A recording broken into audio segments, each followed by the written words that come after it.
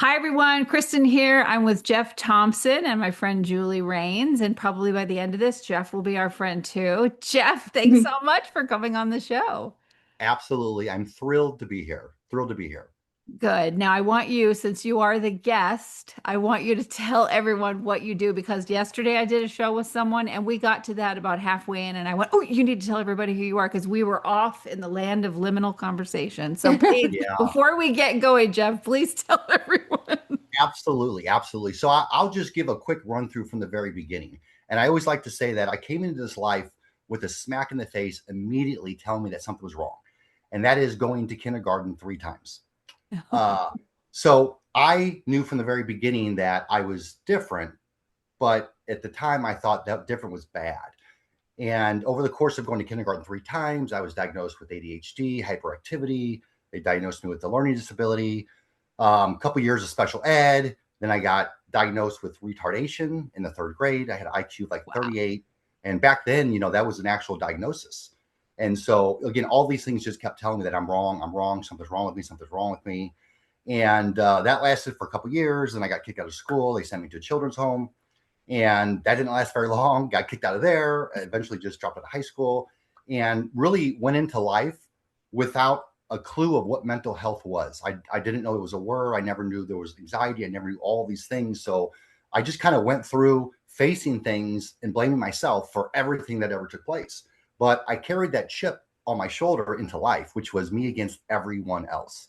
And it led me to be really successful. I own businesses in the construction industry. I raised an amazing family. My kids are now 29 and 30. By far the best two things that have ever happened to me. And to date, the only two things that I did right. But nonetheless, went through life. Obviously, I had some hospitalizations, had more diagnoses. And my really full circle was being diagnosed late, obviously, with autism about 3 years ago. And the weird part was at the time, I thought I had what everybody labeled success. Whatever people put a label to success, I had those things and was absolutely miserable. And when I got diagnosed, it was one of the most amazing things that ever happened to me in my life because I was somebody that always hated myself. Everything was my fault. I did all this and all this because I'm stupid and I'm this and I'm this. And that's what schools and pretty much everyone around me had told me for my entire life. So why would it be any different? And when I got diagnosed with autism, aside from crying and going through a lot of different emotions, it was the first time in my life that I acknowledged that I'm not stupid. There's really actually nothing wrong with me. I was just not put into the right group of people that thought differently. And that diagnosis of autism, I mean, it was just one word. It's like, okay, the bipolar, the dyslexia, the OCD, like all these things, like really? And then they gave me one word. It was autism. And all those other diagnoses were gone. And now I just have one thing. And I was so happy and strangely just content with like, okay, that's all I've been searching for my entire life was just the what. And at that time was flying around the world, super successful. And I went through a complete burnout slash complete loss of executive function for like the fifth or sixth time in my life at the same time that I got the diagnosis of autism. And it basically just, I reevaluated my life and I said, none of this means anything to me. None of this means anything to me. I want to do something. And more importantly, selfishly, honestly, from a therapeutic standpoint, I've figured out that my medicine is helping other people. That is my therapy. That is my medicine. I don't need to go to a doctor. Well, I probably need medicine. I don't need to go to a therapist. I just need to help people. And when I realized that was actually making me feel like really good because I never thought I was of use to anyone until I realized I had information that helps people because I've already struggled with these things. And so for the last 3 years, my life has really just kind of went in a different direction. I walked away from corporate America. I left on top. And from there, I decided to open up a clinic for children with autism. And I did that because the ABA, strangely enough, when I went to the children's home as a kid, I recognized the therapies that they did back then to what ABA is today. So I thought, oh man, they were actually trying to teach this stuff to me when I was a child.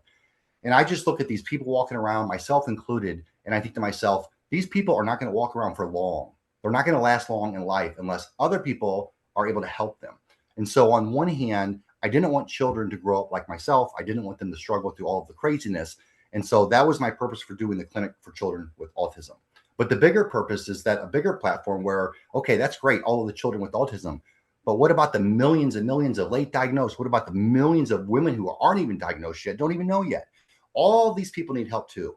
And they need experience help. They need life experience help. They don't need a therapist. They need somebody that's gone through it, can speak openly about it, and can talk them through that. And so that's really what led to this conversation today. Just that lifetime of kind of a little bit of everything, but ultimately the same message, which is for 40 plus years, something was wrong with me and everything I did was wrong. And then I just had autism, and all of a sudden things started making sense, and my life didn't get easier, but it got better because I Yeah. understood and I Yeah. forgave myself. It's the only time in my life I've ever forgiven myself. And so that's kind of a longer bio, but that's really what led to the conversation today. And that's kind of a snapshot of how I got here. Fantastic. Julie, tell everybody a little bit about yourself and why you sent Jeff's profile to me and said, you got to look at this guy's stuff. I noticed, well, about me, I also have been more recently diagnosed with ADHD and autism.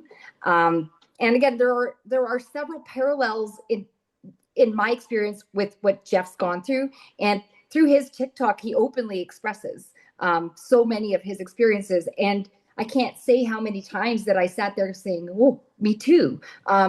When I was young, I was struggling in school in certain areas, fine motor skills, math, but it was never quite identified early.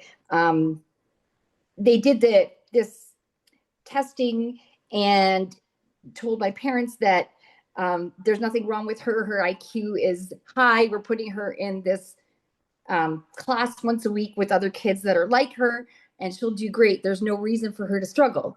And yet I struggled, and nobody could determine why.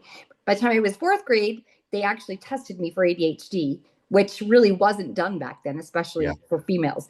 So that's how obvious it was that I was struggling with something, despite supposed high intelligence. And I was diagnosed, and they tried to put me on, I think back then it was Ritalin was the only option. Yeah. And I responded negatively to it. And so my mom took me off of it, brought me back to the doctor, and they said, maybe we misdiagnosed you. Maybe you don't have ADHD. You're very intelligent. There's no reason you should struggle. And so that was the belief that my parents had, and so the teachers had. And so there was absolutely no excuse for me not to thrive and excel. So again, the same story, the same underlying self-criticism kind of ran my life for a long time. And eventually, I had testing again, actually very similar to Jeff as well. I had about 3 years ago, my life kind of crumbled, and I didn't, normally you respond by rising up or by working harder or by improving yourself. And instead, my functionality was going down. It was like I was losing skills to the point where I could barely take care of myself. And so I got another test done. I saw a psychiatrist, profound depression, suicidal ideation, and she did more testing, and I got the autism diagnosis. So that was profound. And it wasn't long after that I actually started seeing Jeff's videos. And I mean, his cause, what he's doing with his life, his service forward. I just kept watching for the last year, and I admire what he's doing. And that's why I brought it forward to you. Well, good. I mean, I was already following, but I go into places like TikTok and then I'm out because I took during COVID, I went, that's it. I'm done with social media. I can't do it anymore. And then I found TikTok in like June of last year. And I'm like, this is not like other social media. This is completely different. All the weirdos hang out on It TikTok. is I love it. awesome. I actually was surprised at how many amazing people I've connected with through TikTok. Same. Really, That's how you and I really, connected it even. is. Yeah, it's Yep. all actually the three of us. That is that's the link. Yeah. It's TikTok. And there's Yeah. something to do with this, all the people that are coming together and me revamping my network and doing some other shows. All of us have some same common things. Late diagnosed, within the last 3 or 4 years, Mhm. millennial to Gen X and some boomers, right? Yes. And all of us technically inclined, a little more technology inclined. So it's kind of interesting how I've done some studies on this already, but Jeff, I wanted to ask you, me being in the autism field, which I had no idea about myself for 9 years, but whatever. Um, there is controversy around ABA. And I've done shows on either side of that coin. So let's let that not be the elephant in the room. Talk about that a little bit. I would love to, because this is something that everybody is, on one side or the other, and the divide is getting bigger and bigger and bigger. And I always kind of explain it in two ways. First of all, I was fortunate enough to, prior to opening the clinic for children with autism, I was doing consulting with autism companies. And so okay, I'm sorry, Julie, just remind me just give me the question one more time. I just forgot it. Oh, that what? Oh, the ABA. Okay, Yeah, sorry. yeah, yeah. Now I got it. So on one hand, I was around these clinics for 2 to 3 years over the process of doing the consulting. And I was there long enough to experience children that went from nonverbal to verbal. I saw children that couldn't say, I love you or hi, mom. And then next thing you know, 6 months later, hi, mom, I love you. And they're giving them a hug. So from the grassroots, I really saw the infrastructure of what this can actually do. The flip side of that is ABA has been the same thing for so long. And I think what I would say is, for the people that are against ABA today, is that ABA today is not what ABA is yesterday. And I can understand, based on how the ABA Foundation started and some of the things that they started doing, why people would have objection to a lot of those things. But ABA has advanced so much more from a community standpoint, in a really just community outings. Like, it used to just be in a clinic, you'd have a room and this is what you do. Now you take kids into the community, you teach them how to go to a laundromat or go to a post office, or like real world skills. So I like to say that as long as you've got a good ABA company that is advancing and looking forward, you're in good shape. But if you have an ABA company that's been doing the same thing the same way for a very long time, they don't want to change, that is a company that's not doing anything for our industry. And so I understand the objections. I agree with a lot of those, but I just see a different ABA today that's expanding in ways that nobody ever really saw. And unless you're inside of it, you don't really see it from the ground up. So that's kind of my insight into, I know it works because I've seen it. And also I went through some of this training as a child and I didn't like it, but it did work. It worked on me. I've seen this so many times. Like, I've just seen the successes. And when you've seen so many successes. My professional history, I taught and I was the administrator of a private school that was for students with developmental disabilities. And the majority of them had autism and were affected in various different ways. And our mission statement, it summarized, it had ABA, and I learned it. But when I was in it, I found myself just veering wherever I had to. So you do what you have to do. And we kind of were off script. But even doing that, we had one student who was nonverbal coming in, and the day I left, he was reading from a book out loud. So again, there are definitely ways to maximize capabilities and to continue working with them. Again, I don't have a strong opinion either way with ABA. I see people who have benefited from it, and I've seen some who say that it harmed them. And again, I think it's individual, right? Who responds to what. And I think it's important to have various different options because we're all different. Yeah. Right? Yeah. And that's my 2 cents on ABA. And it is the person's intention behind it. I mean, a lot of these things came in, then they became profitable, and then things just stayed stagnant. Nothing grew with the times. I mean, we used to call autism Asperger's, and that's now like a big no. Yes. Don't do that. And people are very attached to that. That was their diagnosis because, like you, Jeff, I mean, and I don't know how you felt, Julie, but when I I don't know. I don't know what happened, but I just went, I'm going to test myself for autism. Nobody said anything to me, and I did. And every test I took online was like, yep. Mhm. And I had already done the ADHD or the ADHD tests. I'd done them on shows with someone Yeah. else who was very upset. This best-selling, multiple time Yeah. best-selling author was like, I'm going to get a higher score than you. And I'm like, no, you won't. And he did I, it.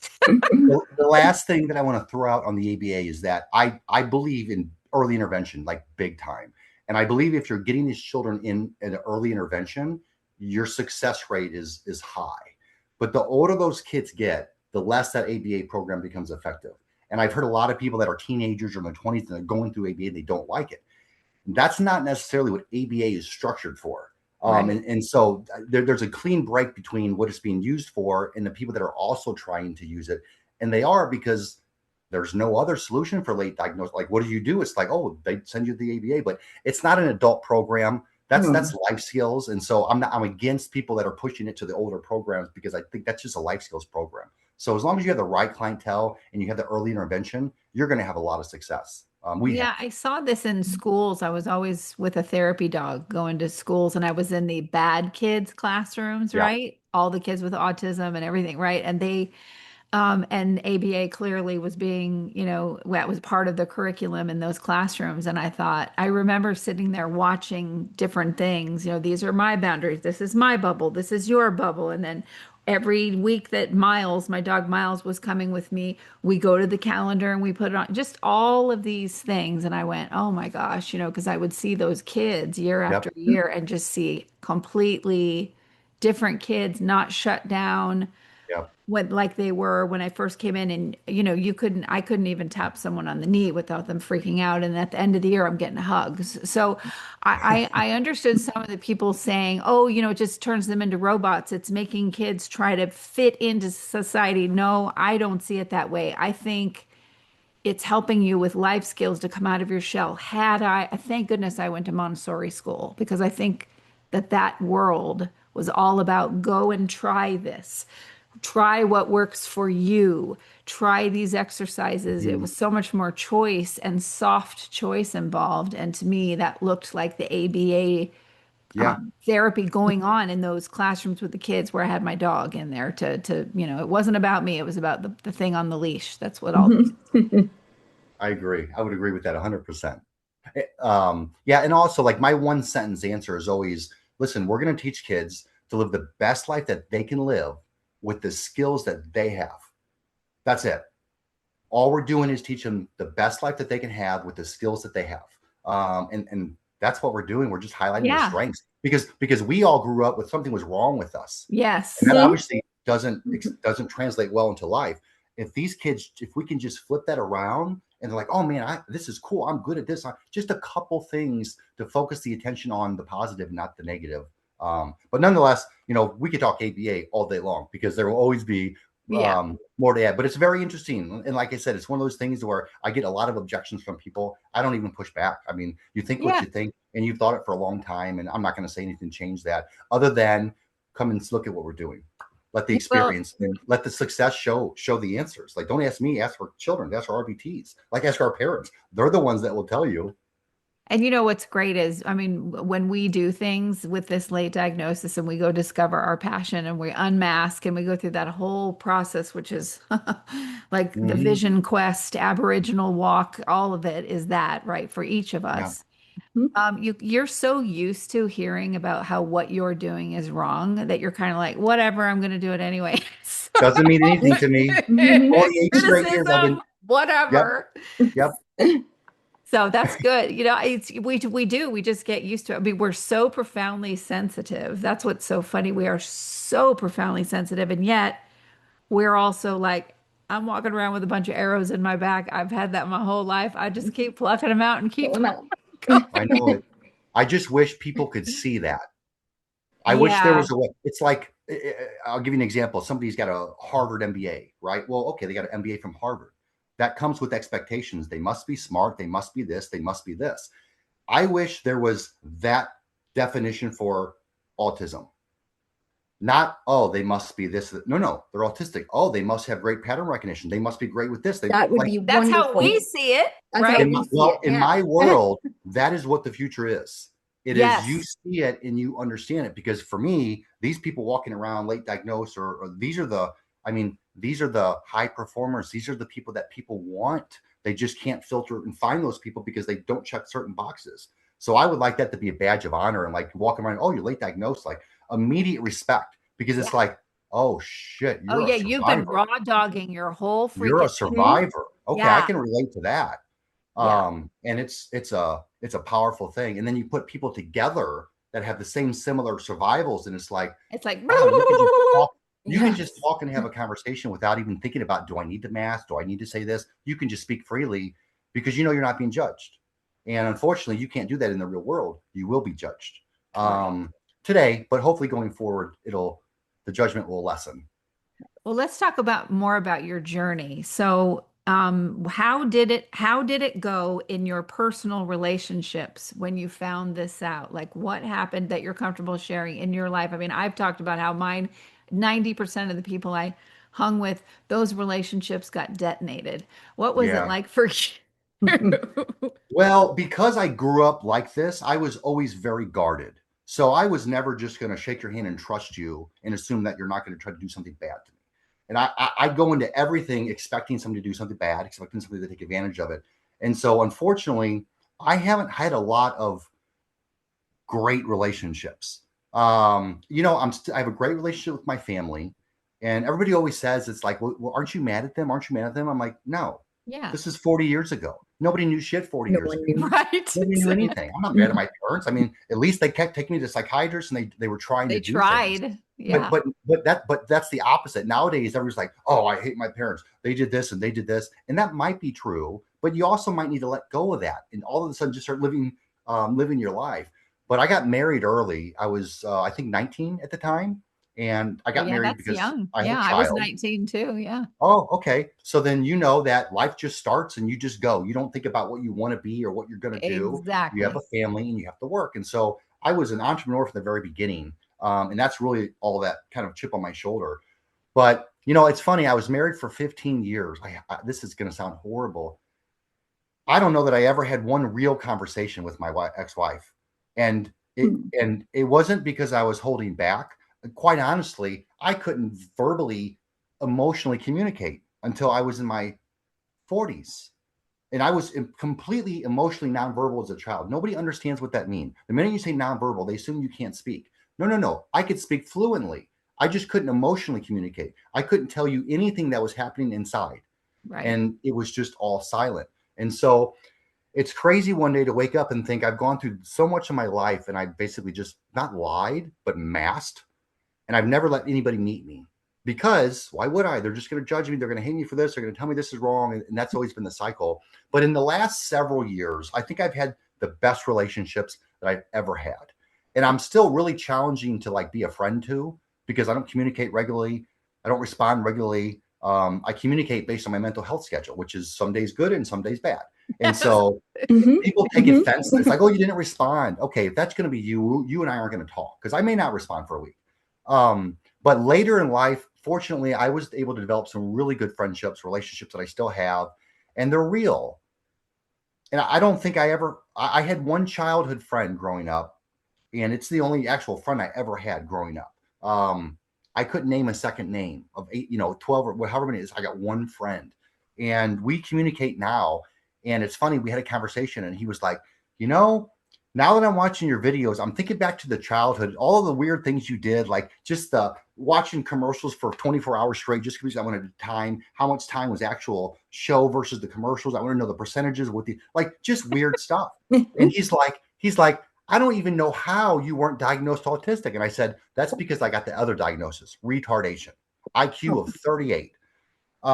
So relationships have always been really hard. It's hard for me to let people in. I'm just so used to being I don't know the word. But it's gotten better later in life. Well, when I went to a friend of mine who I do another show with, we do a show about movies and neurodivergence, and I did a whole thing about Dune 1 and Dune 2, the newest version, and what all that means in terms of autism. It was so fun. And the woman that does it, Dr. Stephanie Holmes, she's become a good friend. And when I told her about my diagnosis, she went, because she's way into, that field, obviously. And she went, yeah, oh yeah, now I can see that. She goes, so my first question to you is, how's your love life been? Has it been like a dumpster fire? I was like, yes. And And it now is it's not, but I mean, it was horrible. because you couldn't Well, communicate. I You was probably I couldn't was dating express the same anything. person over and over again. Like, but I didn't see it, but like I was just kept repeating the same relationship until I saw it, right? Yeah. And Takes a long now time. yeah, then we change it. It takes a long time, but ultimately you can never find that relationship unless you are unmasked and you're able to actually have a You have a one-on-one relationship with conversation. yourself. Yes. Yeah, Now, yeah, I was talking to someone yesterday who's also on TikTok, and I was like, I just don't, in terms of a relationship now, when I think about going on that journey, because it's so heavily pressured, right? Oh, you're not supposed to be single. You're not supposed to be this. And I'm like, oh my God, enough with all that. Mm-mm. I'm sure one day I will go down that road. I'm not saying no to that, but right now I am so in love with the relationship with myself finally, after not wanting to be alive for how many years, that I'm like, I don't want to give up any room to anybody new No. now. I'm no, discovering this that I'm like, oh, I don't, and just now I'm letting more people come in because whenever I usually have a lot of people around all the time that I'm not really friends with, but I'm performing, right? I'm yeah, building something and they want to be involved or whatever. And that was fine until it wasn't. And now people are coming in and I'm coming from this unmasked place. It's so much richer, but I'm also, like I said to Julie, I'm learning how to people again from this new place. That's same. And I'm the same place. Learning how to people again. I'm not worried about dating. It's peopling and forming a Exactly. basis of community, right? Which that I think that's essential for Us mental health for us. especially. Yes. Yeah. That's why people are like calling me going, can I just show up on your lawn? And I'm like, okay, I have to practice boundaries. No, but we can talk about that that's fun. because they do. I just had people, as Julie knows, on my lawn in the backyard. And I was like, I looked at my mom and I went, this is so weird. We have had 3 years of like the trees and the animals. And so when I say hi to at the grocery store, and now my lawn is full of people. It was Not a bad thing. fantastic, but it's also like, ooh, right. Okay, this is peopling from this place. How Yeah, interesting.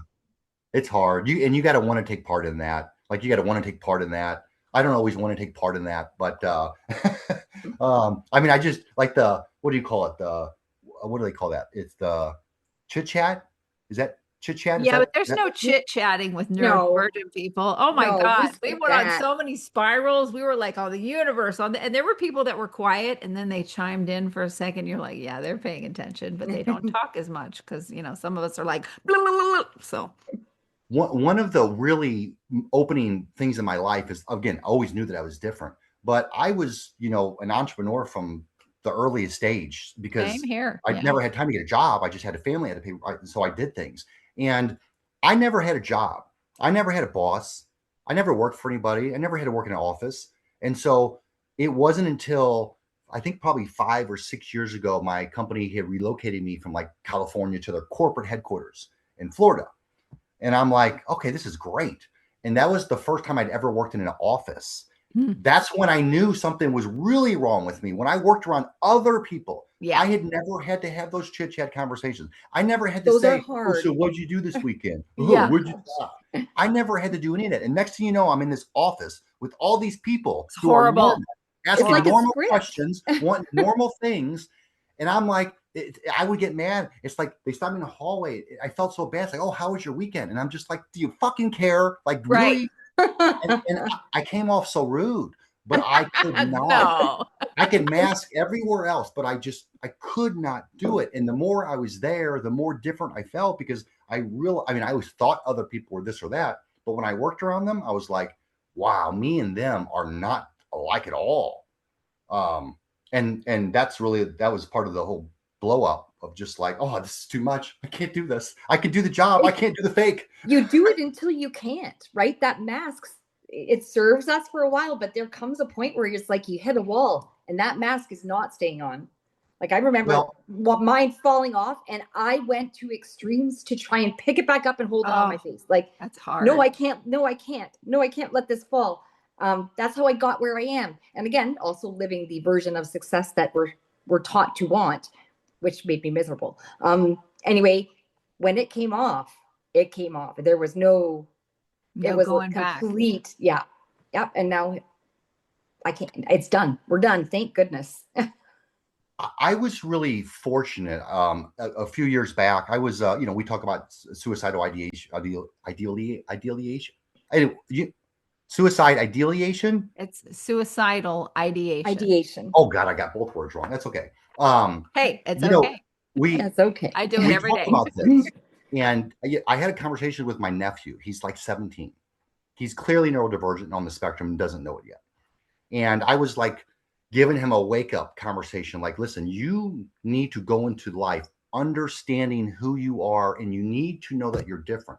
Otherwise, people are going to take advantage of you because you're gonna think that they feel as much as you do, and they don't.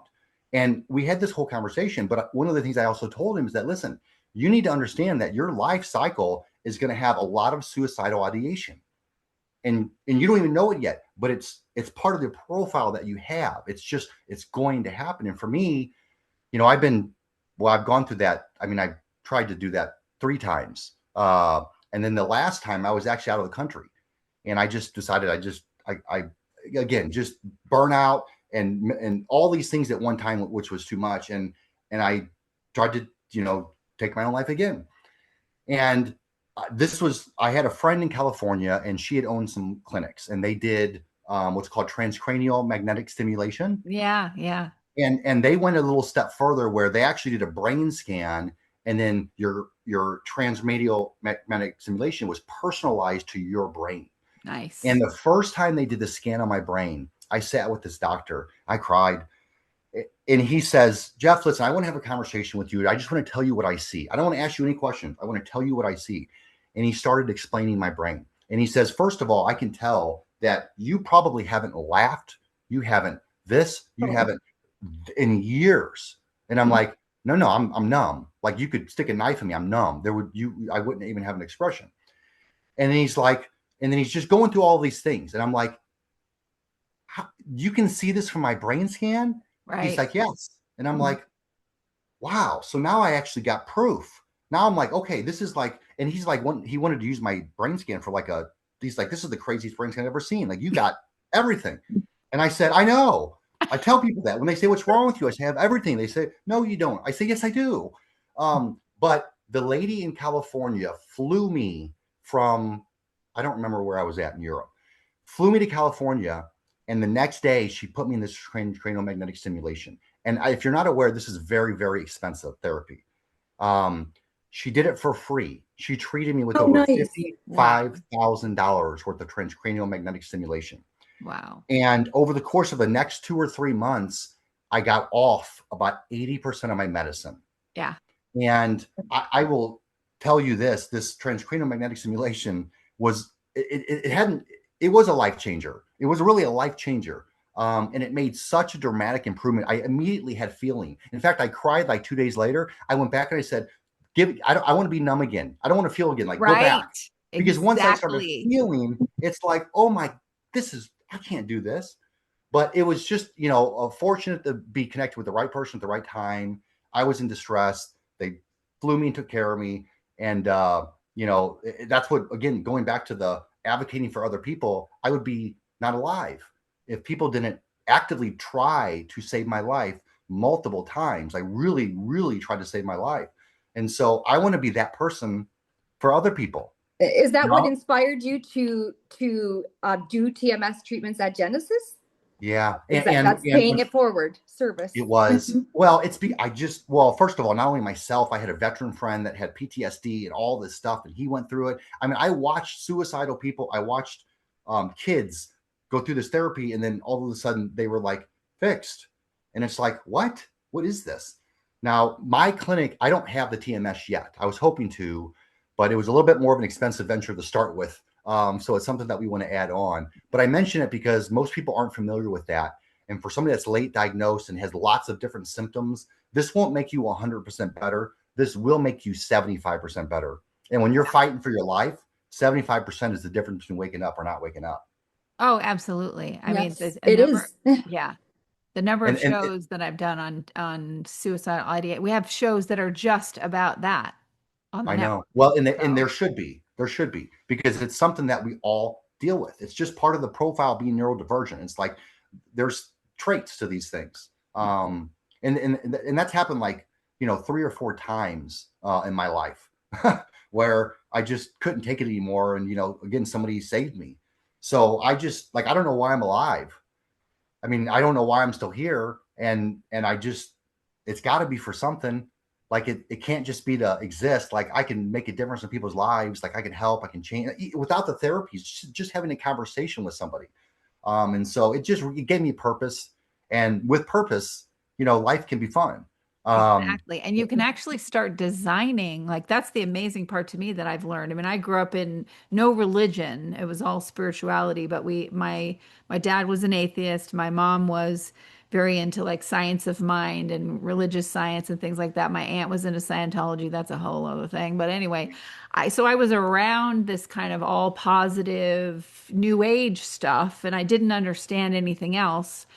And I would, everything that they said about manifesting and doing this and that, I thought, well, that sounds a little shallow. I can't really like get into that whole thing. But now that I've done all this work on masking and I've got, people don't take into account that you've been compressing for decades. So you look like you get diagnosed, you go through that wobble period where you're like, oh my God, I'm completely a deficit-based person. Oh, and then you climb out yeah, of that. Suddenly, you can do almost anything, and it looks like you just like ate a pill and now magically can do stuff. No, it's all the years that you were just holding all this information that finally gets to get out there. And then I learned, oh, this is what real like manifestation is. It's getting to that place where you can actually design the way you want your life to go. And to me, that comes through acts of service, hmm, while also making sure that I'm not drowning in just being there for other people. Like I have to do the act of yeah, service for myself. Like I get the whole thing about the oxygen mask. I would hear that and be like, oh, that makes sense. Blah, blah, blah. And now I'm like, oh, yeah, yeah, yeah. That is so the truth. You have to do this first, and then you have for everybody. You have stuff for everybody. yeah. And now I'm doing like hand signals. The plane lands here. Anyway, moving on. You should see all my other shows. 15 years of me going, "Mhm." And now I'm like, "Blah, blah, blah." So it's so much more fun like this, and you stop caring what other That's it. people think because again, you've heard you've been an archery target your whole life. Pachoo, people just shooting at you all the time, and so now I'm like, I'm gonna act like this. I'm gonna flail my arms about. I'm gonna curse Yep, like a yep, mad Yes. woman. I don't care anymore. yep. Whatever. I've had every horrible thing said about me publicly and in my family. It didn't kill me, so who cares And at you're this still point? standing here. And I'm Yeah. still standing and And I'm still trying to not help people like I'm some kind of savior or anything, but just like, oh my God, this can I help anyone not feel like they're so alone, that they're the only person that's this Yeah, way, that what it looks like on the outside is not what's going on in here. And the closer you bring those two together, yeah, is like where the gold is, you know? yeah. It's a really challenging. It's a challenging walk. It's a challenging and path yeah, to go you down. mentioned you mentioned, you lived for so many years um, thinking that this self-criticism, that the constant self-criticism was true. Yeah. Yeah, No wonder you wanted to commit suicide. I've been yeah, there too. I've been very close. yeah, And but now that does that, like, for me, I will never ever consider that again because Yeah. now I get me. Now I Same. don't yeah, I don't need everybody else to approve of who I am and how I yeah, do things because it was never in my nature to do things the way everybody else does. I'm yeah, still undoing some of the conditioning. I wobbled, as Kristen said, and I'm like literally in the process of climbing out of that, and it's not easy. But knowing really does. There's grief with that, but then there's this liberation after, where you're like, yeah, Yeah. this everything I did, like a past. You know what they say, when you pass away, you watch your life, like you A life review. Yeah. that Mhm. it. I feel like I did that. I feel like I've done that, and now I have reinterpreted my entire experience through a new lens, and I feel like a certain level of joy and hope that I haven't ever felt before. And it's genuine, and it's not dependent on somebody else's approval. And that's the Yeah. best feeling, really. That, that's an amazing perspective. I would love to say that I was there, but I'm not. I don't know that I'll ever not struggle with the thoughts and just the things, and I mean, I just, as good as I get sometimes, I tell people, like, just, I don't forget what you see right now. I'm one bad day away from everything. Like, I'm always one, like, I know it. I've cured. I've worked on myself. I've had growth. Doesn't matter. We I'm never one stop growing. bad Like, we're day. I always know. working. I know. Yeah. I hope that's something that I can get away with, but sometimes uh it's a tough. Yeah, I'm not there yet. I still struggle. The I mean, wobble. yeah, yeah. I think it's interesting how we design our lives too. Like I thought, my God, I just don't care about myself. That was what I thought. I just don't care. How on earth? First of all, we cared enough to stay alive, right? Yeah. And If second somebody of all, loved us to care enough to keep us alive. yeah, exactly. And when we dive into things, when your special interest becomes something in the mental health arena, that is us trying to find ourselves. That is us trying to find something for us, and we do it Yeah. through service to others. And yeah, I finally feel like all the therapy I had that could only land so, like, it could only get to about here, right? It could not go all the way down into my body because I was masking. I Yeah. didn't know my wiring. Yeah. All of a sudden, all the therapy, all the 15 years of interviews with every freaking therapist on the planet, that I could pick their brain, and I created a whole company just so I could say, "Hey, come on my show. Let me pick your brain for an hour," right? Yeah. That was Yeah. me giving a shit hugely Yeah. about Yeah. myself. Yes. That's when I saw the evidence. I went, "Oh, it wasn't, it was more like, oh, wait a minute. You don't actually feel this way about yourself, me, because if you did, you would not have pushed that freaking hard in Yeah. life." So it was like a rearranging of, oh, okay. Because I can go real negative, like real fast. Yeah. Even Yeah. at the end of a day when I'm tired and I've peopled a lot, especially Yeah. the Same. used to, I'll go, like I just said the other day, I don't know if I texted you, Julie, but I went, I could just go back to, oh no, it was to Tom, my friend Tom. I said, I could just go back to it being just me and my mom. Like in an instant, I could take down all my writing. I could just go back. It was so much easier when it was just me and mom. And then I went, okay, honey, you're tired. It's 5 o'clock. You've peopled a Yeah. lot. Stop thinking and go take a gummy with CBD Yeah. in it and Mhm. go to bed. Mhm. Yeah. Yes. That Yeah, for being me too, that nice. nighttime is a challenge. After I've Yeah. had a day, even if I haven't peopled, then if I'm tired, that's negative thought. I have to be so vigilant of those negative thought loops. And sometimes they say call somebody, talk to somebody. That's not my thing. Me If I'm neither. if No. I'm negative, I don't want Uh-uh. to put that. I don't I want to don't want to. infect anyone. I don't want to I Yeah, infect don't my want to talk to dog with anyone. that. exactly. So that's what I'll talk to. I'll talk to ChatGPT. Then I'll vent it all out, and I'll say or I'll ask for a reframe. This is what I'm thinking, and it will reframe it, and it will tell me something true, and it Yeah. helps. Yeah, It's yeah. so crazy. I mean, we already have the answers, but we're still searching every day for answers. Yep. Like, we already have answers, but we're actually looking for better answers. But gosh, it's such a challenging. It's the brain. It's how our brains are wired. Yes. We just Yeah. keep going and going and going in these loops. And that's the autism and the ADHD. I have so many friends, obviously, in the industry that I've asked Yeah. neuroscientists and geneticists, even, different things like, what is that we have to loop and loop and loop? And they're like, because your brain is so wired. Like a friend of mine said, you've got a Ferrari brain with a space observatory on the hood of the Ferrari, and you're just traveling through space, and you Yeah. need to close those loops. And that's what writing does for me. Like it makes it so that I can fucking let it go finally. Yes. Yeah. I can't Yes. do it with It's like the a person. release. Yeah. Exactly. I can do it in my writing, and it closes the loop for me so that I don't lay in bed going, Interesting. for Yeah. hours, which is what I spent a lot of my life doing. Me too. Hours upon Yeah. hours Same. of just boom, boom, boom, boom, boom, boom, and then anxiety. Oh, horrifying. Why, what does that make you laugh, Jeff? Just as soon as your word mentioned, I mean, it's either laugh or cry, right? It's like as soon as you mention the word anxiety, it's like I can cry or I can laugh. All of the things, it's just it's touchy subjects to speak on, I guess. They are, they Especially, are. Yeah, they show you where your edges are for sure. yeah, It's yeah. The nice to, anxiety has been something that's well, again, I didn't know what anxiety was. I didn't know it was a word until I was in my mid 30s, maybe late oh, 20s. wow. Yeah. Wow. So it's like, well, I people probably just say, well, didn't did you have either. anxiety as a child? I'm like, yeah, but nobody told me it was normal. Nobody told me it was anxiety. Nobody told me it was the thing. I just thought, oh, I just can't. I just crack under pressure. I just do this. I just do this and so I didn't know what the word meant. Just like autism for so long, for so many years. I was like, wow, all these things have names, and other people understand them, and other people actually have to deal with some of these things. Like, wow, I just thought it was me. No. And how does it feel to know that it's not just you?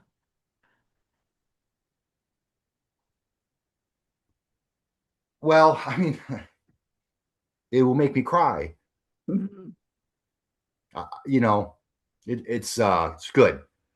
I mean, Yeah. not good. I don't want other people to suffer, but I do, so that they feel like I do, and that way we can be together. Yeah. it, Yeah. And it's like eventually it's not suffering anymore, but it takes its time to get there. Yeah. one really strange thing for me. It sounds weird to say, COVID was the best thing that's ever happened to me in my life. Same here. Same And here. well, this is interesting. I wonder if it's for the same reason. If I hope so. Otherwise, I'm going to sound stupid and mean. But when COVID hit, obviously for the first 5 days, oh shit, I'm going to die. They're going to die. Everybody's going to die. Oh my gosh, what are we going to do? But pretty quickly, I was understanding what was going on. And for me, I guess I can put it this way: for the first time in my life, I felt like I was even. We were at the same starting line as everybody else, because for once in everyone's lives, they all thought they were going to die and they had to live with that every day. They had anxiety. They were depressed. They couldn't leave the house. And I'm like, yeah, how's that feel, buddy? Yeah, how's that feel? I've been doing that for 48 years. And the worse people got, the better I was, because I've always been one of those things where, like, I can't work. If we start a race, you're here and I'm here. I'm always going to be behind. I'll finish ahead of you, but I'm going to start behind. But now You're the everyone's tortoise, not equal. the We're hare. all covering from the same mental health aspect. And I saw that as this is my chance to get ahead. And Oh, I went crazy. I was never in better shape physically, emotionally. I was on top of the world. I was doing amazing things. And that lasted for about 6 months to 8 months. And then the rest of the world started to settle down, less anxiety. They were going back to normal. And the minute they went back to normal, I'm like, fuck, I just lost my edge. I It sounds lost my like edge. they I'm say done. calm in a crisis. It sounds I'm like you done. stayed calm. Well, but it was only because everybody else was freaking out. In my brain, I've lived in that freak out environment my entire life. So when you throw me into a life or death situation, I am comfortable. My yeah. brain knows what to Mhm. do, but nobody else's brain did. And I liked the fact that the whole world was feeling like I lived every day. I loved it. And I didn't want people to struggle, but I really loved it. And I love the fact that for once in my life, I can get ahead of you, because if we're even, I can get there. And so it was a weird thing for me. It was the best time of my life. And then the world went back to normal, and I lost that edge, and I haven't gotten it back. It's kind of been downhill since, unfortunately. So it was a really weird thing for me. I don't know if you have a similar experience No, I or totally maybe get everything that you said. I felt you that way do. too. There's a little spin on it for me. Mine was, oh my God, I have an excuse now to not talk to all these people that want something from me. Thank God I can be inside in my home and no one's going to give me shit about it. I don't have to go, I can go out and I can wear a mask. That Yeah. was the best Yes. thing ever, wearing a mask. I don't have to talk to people. They can stand 6 feet apart from me. And for Yeah. me, it was like, oh, and yeah, when it started creeping back in and people got more used to it, I was like, damn it. No. Isn't that weird? No, It's not. I mean, no, it's not I weird. It's No, I've been it's so not. afraid. I've not said that to anybody. I've been no. so afraid to tell people that I love the fact that they were all suffering. I liked the slow down. Like that was when I realized like life kind of went slow motion. I didn't have to rush to be places at times. And Yeah. my son was home. We were home and we did go and live in Florida for that time because I figured winter in Michigan during COVID Yeah. might be a struggle. So we went there and I fell in love with a slower pace. I I I never was super peoply, not for a few years anyway, and so that part didn't bother me. But the slower pace, I was like, so I don't have to get up and run because Yeah, I did. Even when I didn't have to be anywhere, I would get up and I'd be running for not necessarily any reason. I Me found too. things or created things to be in a hurry about, and then that's right. when slowness is. I think that's the thing that for me was just we're not rushing. We don't have to go. Um, and I still kind of I'm still kind of living that way now. Oh God, me too. Mm-hmm. Yeah. It's still lasting effects. Mm-hmm. It's like people are so you mentioned the word COVID and everybody just like so touchy. And I'm like, best thing that ever happened to me Yeah, for about same. 6 to 8 months. Mm-hmm. Same. I And said no to people finally. I told people, I mean, I had people screaming at me on the phone, demanding that I do more free stuff for them that I would have continued to do, right? Because that was yeah, whatever. And I just went, no, click. yeah. And I went, oh, why am I only figuring this out now in my 50s that I can just say, I don't even have to say no. I can literally just push the end button That's and it. Yeah. done. It was so liberating for me. So, and then when people started to creep back in and, oh, Oh, Kristen, we want this and we want that now. And I was like, nope. I I just mean, maintained that. in a weird way, like part of me is like, you know what? That was the world's way of telling everybody that mental health is seriously, and if you don't want to believe it, then I'm going to make you go through it.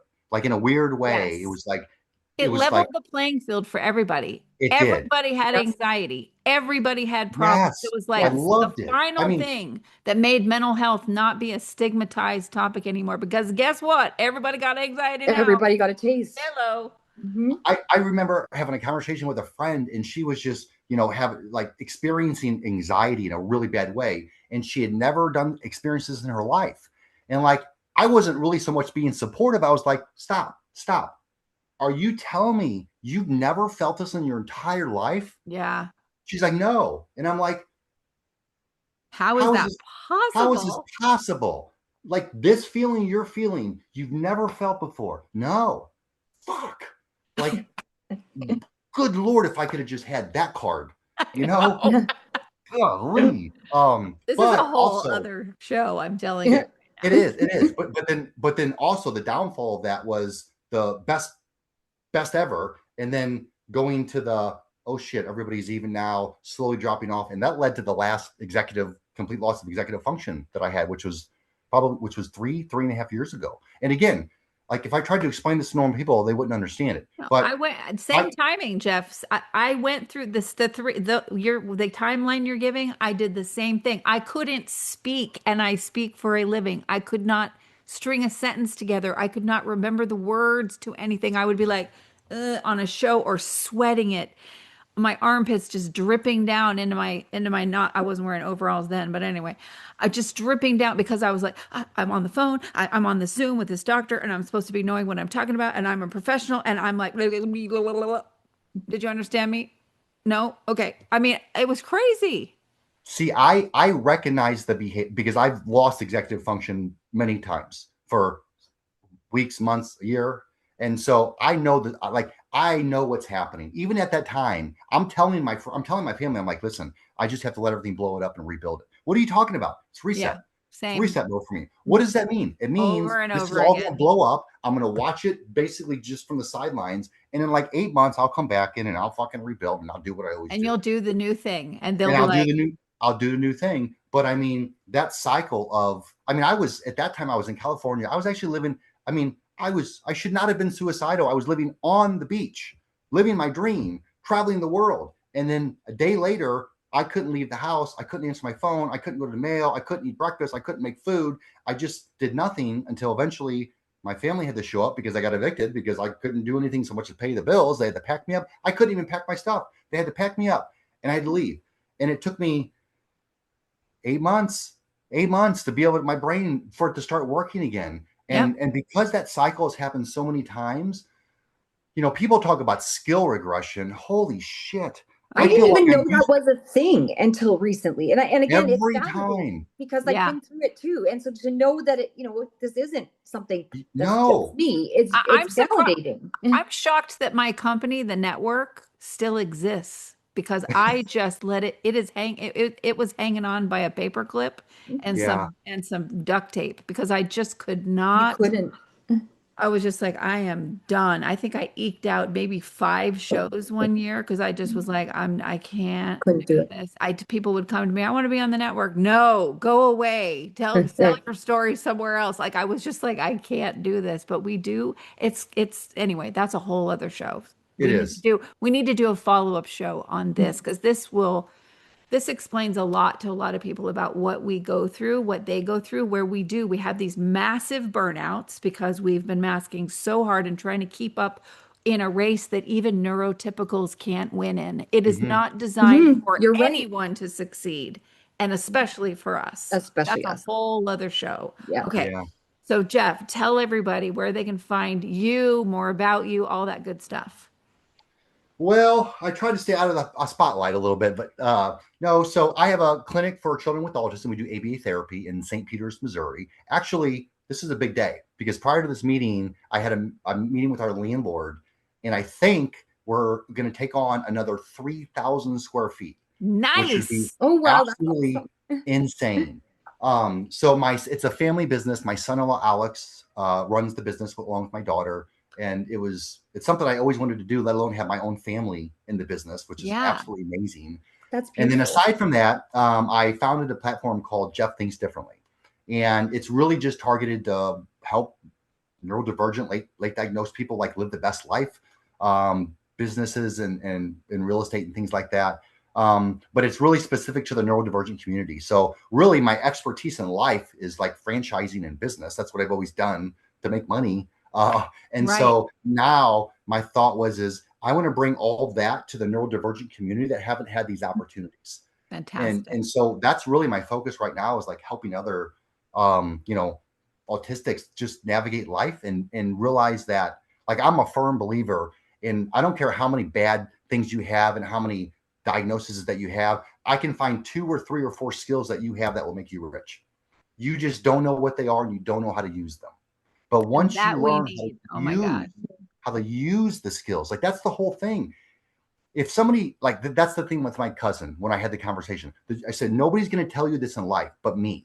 And you need to know this ahead of time, because if you know it ahead of time, you can avoid all of that stuff. So really, between the clinic for children with autism, I just spend my time working with entrepreneurs and people that are also, neurodivergent and struggling with life. So And so, jeffthinkdifferently.com. yep, jeffthinksdifferently.com.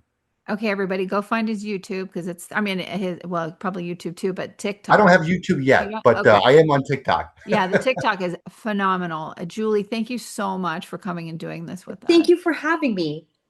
And Yeah. Jeff, I really admire your cause. I did from the first time I heard you speak on it. I think it's amazing, and it's an act of healing and service that I admire.